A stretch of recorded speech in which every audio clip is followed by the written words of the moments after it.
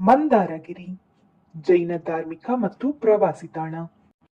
ಇದು ಕರ್ನಾಟಕದ ತುಮಕೂರು ಜಿಲ್ಲೆಯಲ್ಲಿದ್ದು, ತುಮಕೂರು ನಗರಕ್ಕೆ ತಲುಪುವ 11 ಕಿಲೋಮೀಟರ್ ಮೊದಲು ರಾಷ್ಟ್ರೀಯ ಹೆದ್ದಾರಿ 48ರ ಪಕ್ಕದಲ್ಲಿರುವ ಪಂಡಿತನಹಳ್ಳಿ ಎಂಬ ಹಳ್ಳಿಯ ಬಳಿ ಇದೆ. ಇದು ಬೆಂಗಳೂರಿನಿಂದ ಕೇವಲ 75 ಕಿಲೋಮೀಟರ್ ದೂರದಲ್ಲಿದೆ.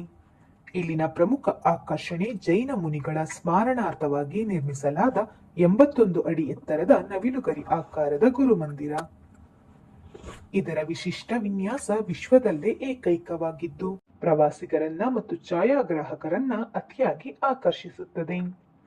ಮಂದಿರದ ಬಳಿಯೇ ಬೃಹತ್ ಚಂದ್ರನಾಥ ಸ್ವಾಮಿ ವಿಗ್ರಹವಿದೆ.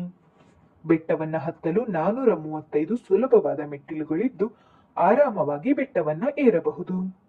ಬೆಟ್ಟದ ತುದಿಯಲ್ಲಿ 12ರಿಂದ 14ನೇ ಶತಮಾನಕ್ಕೆ ಸೇರಿದ 4 ಪುರಾತನ ಜೈನ ಬಸದಿಗಳಿವೆ.